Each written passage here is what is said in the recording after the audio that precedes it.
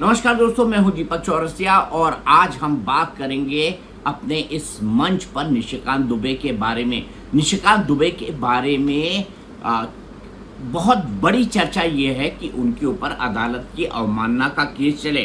चूंकि वो सांसद है, इसीलिए अटॉर्नी जनरल को पत्र लिखा गया है। ये पत्र किसने लिखा है, इसके डिटेल क्या है, ये मैं आपको बताऊंगा। लेकिन क्या निशिकांत दुबे के ऊपर अवमानना का केस चलना चाहिए?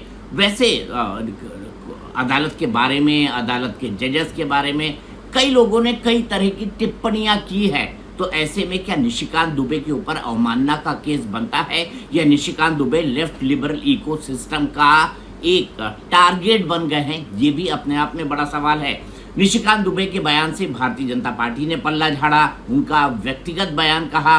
लेकिन भारतीय जनता पार्टी अवमानना के मामले में क्या कहती है? भारतीय जनता पार्टी इस पूरे मामले के अंदर खामोश है। वो भी तेल और तेल की धार देख रही है। जितना मैं निशिकांत दुबे को जानता हूं, मैं ये कह सकता हूं कि अगर निशिकांत दुबे के ऊपर अवमानना का मामला भी चलता है तो निशिकांत दुबे को इससे कोई फर्क नहीं पड़ेगा। निशिकांत दुबे के इन कमेंट्स को लेकर जो है सोशल मीडिया पर उनके समर्थन में भी कई तरह की राय आ रही है। एक वरिष्ठ वकील हैं DK दुबे, जो RSS से जुड़े हुए हैं। उनका कहना था कि भारतीय जनता पार्टी ने आखिरकार अपने नेता को क्यों डांटा। नेता नहीं, नेताओं कर देते हैं, क्योंकि ऐसी एक टिप्पणी दिनेश शर्मा की भी आई थी। वो भी राज्यसभा के सांसद है, उत्तर प्रदेश के पूर्व मुख्यमंत्री रह चुके हैं। और वैसे भी निशिकांत दुबे भी। क्या सुप्रीम कोर्ट के ऊपर इस तरह की सीधी टिप्पणी करना अवमानना के दायरे में आ जाता है? नियम कानून ऐसा है, नियम कानून ऐसा कहते हैं। लेकिन मैं कुछ टिप्पणियों को आपको ध्यान दिलाना चाहूंगा। आपको याद है ना, मुनव्वर राणा नाम के एक मशहूर शायर हुआ करते थे। मुनव्वर राणा ने मेरे इंटरव्यू में कहा था कि जस्टिस रंजन गोगोई ने ये राम मंदिर को लेकर जजमेंट इसलिए दिया है क्योंकि वो राज्यसभा की एक सीट के लिए बिक गए।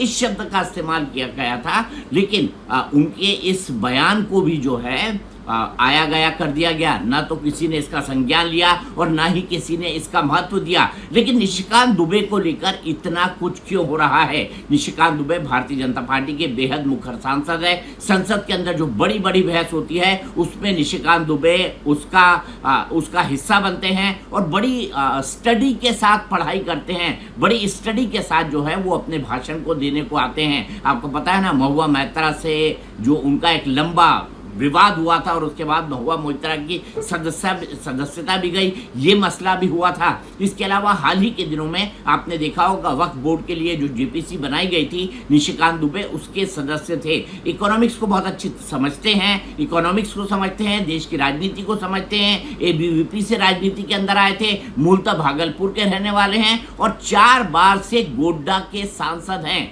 तो कोई ऐसे सांसद निशिकांत दुबे नहीं है जिनका कोई महत्व ना हो या जिनके बयान के ऊपर कोई जिनके बयान का संज्ञान ही ना लिया जाए। मेरे ख्याल से अगर कोई और जो सांसद इस बात को कहता तो उसको डांट डपटा कर चुप करा दिया जाता। लेकिन निशिकांत दुबे ने आज एक ट्वीट भी किया है। वो ट्वीट भी मैं आपको बताता हूँ। ये ट्वीट उन्होंने किया है, किसके जवाब में किया है? ये ट्वीट उन्होंने किया है हिमंत विश्व शर्मा का एक बड़ा ट्वीट आया, उसके जवाब में एक शेर उन्होंने लिखा है।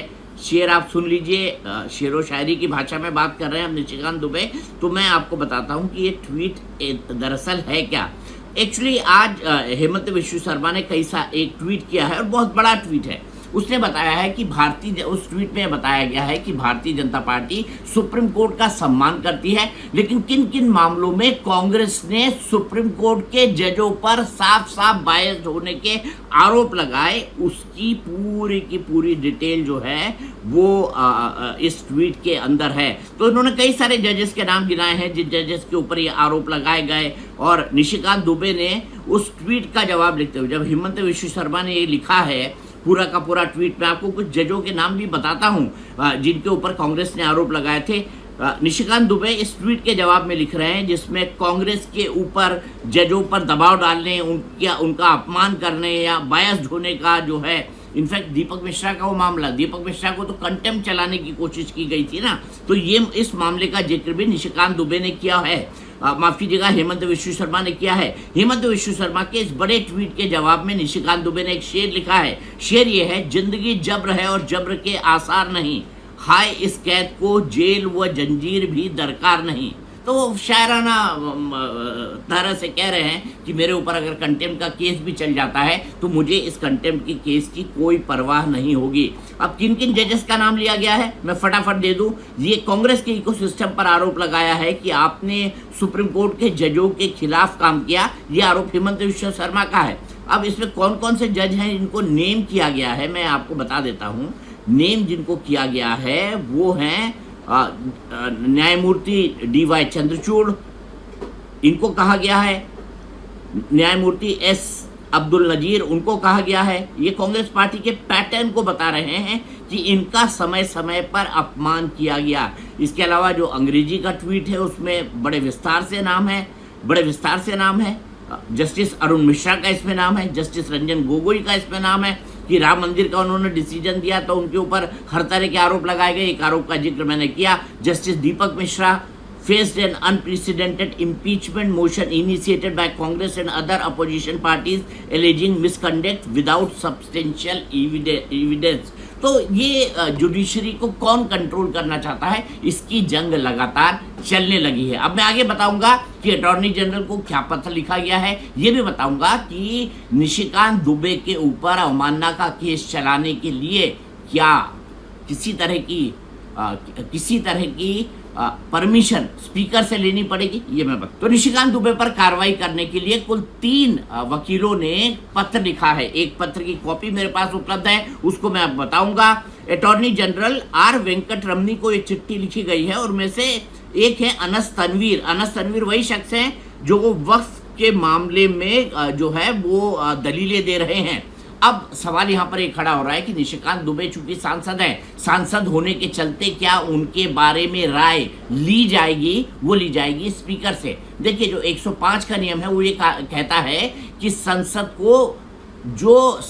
को संसद के पटल पे जो वो कहता है उस पर इम्यूनिटी मिली हुई है, यानी संसद के बाहर जो कुछ वो कहता है उस पर उसको किसी भी तरह की इम्यूनिटी नहीं मिली हुई है। यानी स्पीकर से कंसेंट लेने की कोई जरूरत नहीं है, लेकिन हाँ अवमानना का केस चलाने के लिए अटॉर्नी जनरल से परमिशन लेनी पड़ती है। लिहाजा अटॉर्नी जनरल से परमिशन लेने के लिए अनस तनवीर ने एक पत्र लिखा है। अधिवक्ता अनस तनवीर ने जो एक पत्र लिखा है उसमें उन्होंने अटॉर्नी जनरल R वेंकट रमनी से क्या कहा है मैं इसको कोट करता हूं। निशिकांत दुबे ने सार्वजनिक रूप से जो बयान दिए हैं वे अत्यंत आपत्तिजनक, भ्रामक और माननीय सुप्रीम कोर्ट की गरिमा एवं अधिकार को कम करने की नियत से दिए गए हैं। सुप्रीम कोर्ट के एडवोकेट ऑन रिकॉर्ड के भेजे गए पत्र के अनुसार दुबे ने सुप्रीम कोर्ट के चीफ जस्टिस के खिलाफ जो आपत्तिजनक टिप्पणियां की है वो कंटेम्प्ट वाली हैं और बेहद आपत्तिजनक है। पत्र में कहा गया है कि दुबे की टिप्पणी गंभीर रूप से अपमानजनक और खतरनाक रूप से भड़काऊ हैं। इन शब्दों का इस्तेमाल किया गया है, यानी बड़े कठिन शब्द लिखे हैं। अब मैं लीगल लैंग्वेज की बात करूं तो वकील ने आगे कहा है यह पत्र 1971 के अदालत की अवमानना अधिनियम की धारा 15(1)(b) और 1975 के सर्वोच्च न्यायालय की अवमानना संबंधी कार्रवाई को नियंत्रित करने के नियमों के खिलाफ 3(ग) के तहत लिख रहे हैं ताकि झारखंड की गोड्डा संसदीय सीट से लोकसभा सदस्य निशिकांत दुबे के खिलाफ आपराधिक अवमानना की कार्रवाई शुरू करने की कृपापूर्वक अनुमति प्रदान की जाए। तो अटॉर्नी जनरल से अनुमति मांग ली गई है। मेरी जो जानकारी है वो ये है कि कुल 3 वकीलों ने अटॉर्नी जनरल से अनुमति मांगी है और अटॉर्नी जनरल इस मसले पर मेरे ख्याल से सरकार से भी राय मशविरा करेंगे, क्योंकि अटॉर्नी जनरल होते तो सरकार के प्रतिनिधि है। चीफ जस्टिस और बाकी कॉलेजियम से भी और बाकी वरिष्ठ जजों से भी हो सकता है इस मामले की स्वीकृति हो। देखना होगा कि सुप्रीम कोर्ट इस पूरे मामले में क्या रुख लेता है। लेकिन मैं आपको एक बात बता देता हूँ, सुप्रीम कोर्ट की अवमानना की जो सजा है वो क्या है, अब 1 रुपये। 1 रुपये, इसको मैं आगे बताऊंगा। ये 1 रुपये कैसे है, ये 1 रुपये किसने पे किए थे, कैसे ये पूरा मामला हुआ था। उससे पहले आप ये समझ लीजिए कि निशिकांत दुबे के ऊपर जितनी बड़ी पॉलिटिकल पार्टी है, कांग्रेस ने उन पे कार्रवाई की मांग की है, बर्खास्त करने की मांग की है पार्टी से, अखिलेश यादव की पार्टी ने किया है, TMC ने किया है, बाकी तमाम पॉलिटिकल पार्टियों ने किया है। लेकिन ये भी समझ लीजिए कि निशिकांत दुबे ने आखिरकार ऐसी टिप्पणी करी क्यों है। अब देखिए ना, वक्फ बोर्ड पर एक कानून बना। कानून किसने बनाया, संसद ने बनाया। लेकिन संसद के उसी कानून को अटकाने, लटकाने, भटकाने के लिए सुप्रीम कोर्ट तैयार हो गया, झटाझट तैयार हो गया। और सरकार ने एश्योरेंस भी दे दिया अगर एक ऑर्डर पास हो जाता तो और टकराव होता कार्यपालिका और न्यायपालिका के बीच कि भाई संसद ने कानून पास किया और संसद को कानून बनाने का हक है, आपको उसकी व्याख्या करने का हक है, लेकिन कानून के प्रावधानों को इस्तेमाल से रोकना क्या ये सुप्रीम कोर्ट की मर्यादा का उल्लंघन नहीं है? ये भी अपने आप में एक सबसे बड़ा सवाल है। इसीलिए मैंने पूछा था। देखिए, आदमी अपने लिए लक्ष्मण रेखा खुद तय करता है, इसीलिए मैंने कहा था कि सुप्रीम कोर्ट को भी अपनी लक्ष्मण रेखा तय करनी चाहिए, सुप्रीम कोर्ट को भी ये देखना चाहिए। हाल ही के दिनों में आपने सुना था ना, ए से जेड तक सबके बारे में मैंने सबको बेल दी। ए कौन थे? अर्नब गोस्वामी। जेड कौन थे? मोहम्मद जुबैर, जो एक नंबर के जो है झूठे ट्वीट्स लिखते हैं, उसके ऊपर पैसा कमाते हैं, और एक जिसको हम बोले ना क्या है कि आपस में दो समुदाय के बीच वैमनस्य पैदा करने के लिए,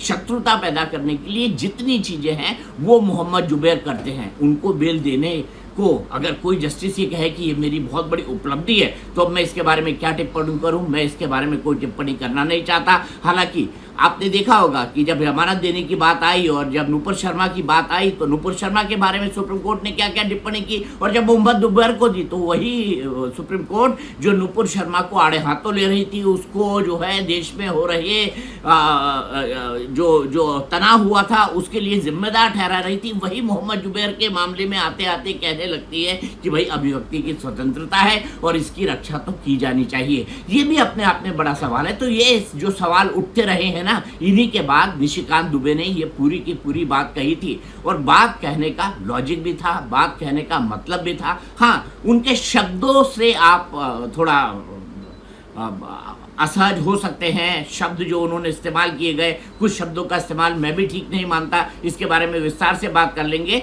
लेकिन कंटेम्प्ट की सजा 1 रुपए कैसे है ये मैं आपको बताऊंगा आगे। कहा कि राष्ट्रपति उपराष्ट्रपति को आप कहीं ना कहीं निर्देश या फिर आदेश नहीं दे सकते। जो अपॉइंटिंग अथॉरिटी है उसको आप निर्देश कैसे दे सकते हैं? भारत के चीफ जस्टिस का अपॉइंटमेंट भारत का राष्ट्रपति करता है। इस देश का कानून भारत का पार्लियामेंट बनाता है, उस पार्लियामेंट को आप डिक्टेट करेंगे? यहां पूरा जजमेंट लिखा हुआ है कि राष्ट्रपति का क्या अधिकार है, उपराष्ट्रपति का क्या अधिकार है, प्रधानमंत्री का क्या अधिकार है, हमारे पार्लियामेंट का क्या अधिकार है, हमारे सुप्रीम कोर्ट का क्या अधिकार है, हाई कोर्ट का अधिकार है। जब सब कुछ लिखत पढ़त में है तो तुम नया कानून कैसे बना दिया? 3 महीना कहां से लेके आ गए? इस देश में जितने गृह युद्ध हो रहे हैं उसके जिम्मेवार केवल यहां के chief justice of India Sanjeev Khanna साहब है। अब एक और मामला अवमानना का, जब ये अवमानना का मामला आया तो अब कई सारी पिटीशन सुप्रीम कोर्ट के अंदर आ गई, जिसमें बड़े बड़े लोगों ने अपनी पिटीशंस डाली थी, जिसमें अरुण शौरी भी शामिल थे, उसमें एन राम भी शामिल थे, और कंटेम्प्ट ऑफ कोर्ट यानी सुप्रीम कोर्ट की अवमानना वर्सेस अभिव्यक्ति की आज़ादी। अब यह मामला किससे जुड़ा हुआ था? ये मामला जुड़ा हुआ था प्रसिद्ध वकील प्रशांत भूषण से। प्रशांत भूषण क्या कहते हैं? लेफ्ट लिबरल के इकोसिस्टम को सुप्रीम कोर्ट के अंदर चलाते हैं, समय समय पर जजेस पर अलग अलग बयानों से दबाव डालते हैं। उन्होंने तो एक बार यहाँ तक कह दिया था कि सुप्रीम कोर्ट में जितने भी न्यायाधीश हुए हैं उनमें से आधे से ज़्यादा महाभ्रष्ट हैं, ये प्रशांत भूषण ने कहा था। प्रशांत भूषण के ऐसे ही 2 ट्वीट जो है वो सुप्रीम कोर्ट की नज़र में आए, उसके बाद उन पर कंटेम्प्ट का केस चला। कंटेम्प्ट का केस चलने के बाद उनसे कहा गया खेद जता दो, माफी मांग दो, जो उन्होंने करने से मना कर दिया, और सुप्रीम कोर्ट ने कहा कि बाद में फिर सरकार बीच बचाव में आई, बाकी लोग आए, और 1 रुपए में अवमानना का ये पूरा का पूरा मामला दब गया। तो अवमानना की सजा सिर्फ 1 रुपए है। अगर निशिकांत दुबे पे आप अवमानना का केस चला भी देते हैं और चलाने के बाद उन पर पूरी तरह की कार्रवाई भी कर देते हैं, तो प्रेसिडेंट तो खड़ा होगा ना। आपने प्रशांत भूषण को 1 रुपए में जाने दिया, तो निशिकांत दुबे को आप सजा कैसे दे देंगे? ये भी एक बड़ा सवाल खड़ा होगा। तो कई सारे सवाल है। देखना ये दिलचस्प होता है कि सुप्रीम कोर्ट, सरकार और हमारा देश का समाज इस मामले में किस तरह की, कैसी और क्या प्रतिक्रिया देता है।